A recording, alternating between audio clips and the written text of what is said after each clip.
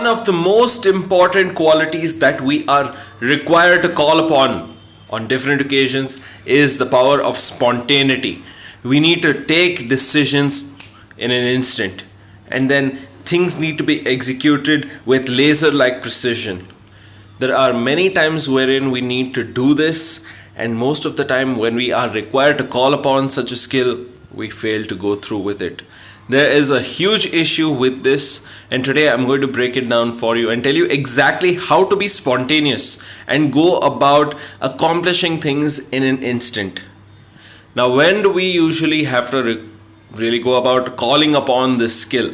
Think about it. For me in particular, this is when I need to give a speech, I am playing a match, and I need to make a quick strategy so that I can get the point on my side, or I need to make a decision regarding money. I need to make a decision. That's what it basically boils down to. Different situations where even you can relate to on this point, that we need to be spontaneous sometimes. We need to react based on emotion.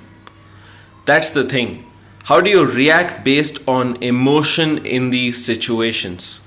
Remember that emotions are super powerful drivers of pushing us towards what we want. So balancing them out with a degree of rationality or using logic based thinking to achieve what we want for ourselves, to obtain the solution that is optimal for the situation, that is critical. So think about it. Different areas, they demand you to be spontaneous. That is where you are required to call upon these decisions that start off as an emotional decision and then move into this rational decision that you need to make.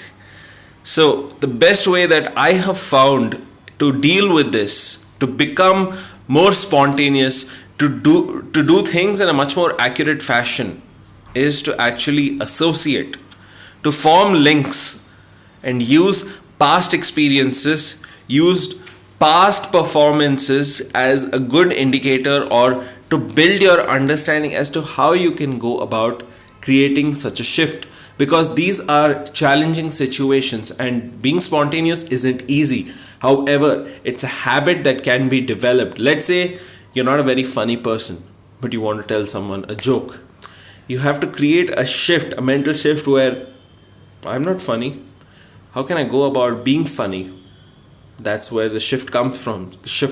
You need to associate things that you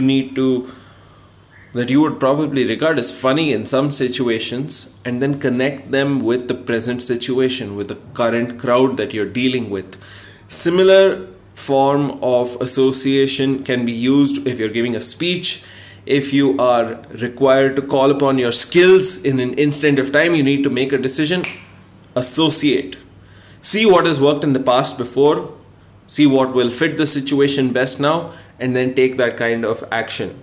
This is an innate skill when you look at it. If you really look at people who have dealt with this in a really refined fashion, the one thing that they do really well is actually going about making this simple shift of associating the past with the present. You look at any stand-up comedian, they try and link up different things. That's how they try to get you into their act, into their joke. They try and find how you may fit into that particular situation.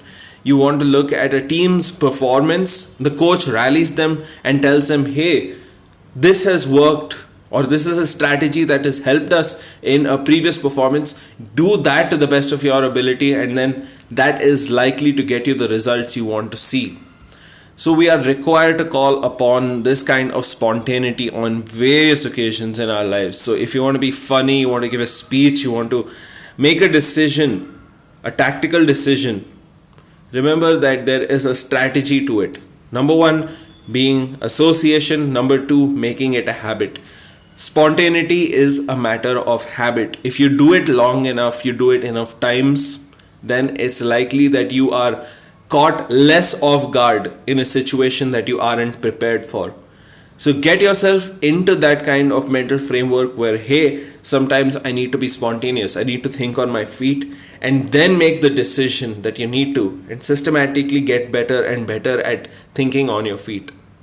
Think about that. Keep that in mind. Think on your feet in different decisions. It's okay.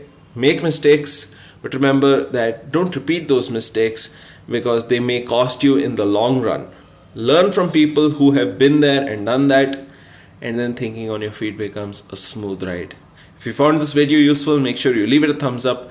Comment down below, tell me what you want to see in future videos, because I am dedicated each and every day to making you the best version of yourself in every area of your life by having you perform better, motivated and empowered to perform like a champion.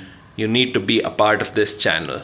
So subscribe to become the best version of yourself, hit bell notifications, check out all of the videos down below because they are going to make a significant difference in your life, and I promise you I will coach you throughout that process all the way.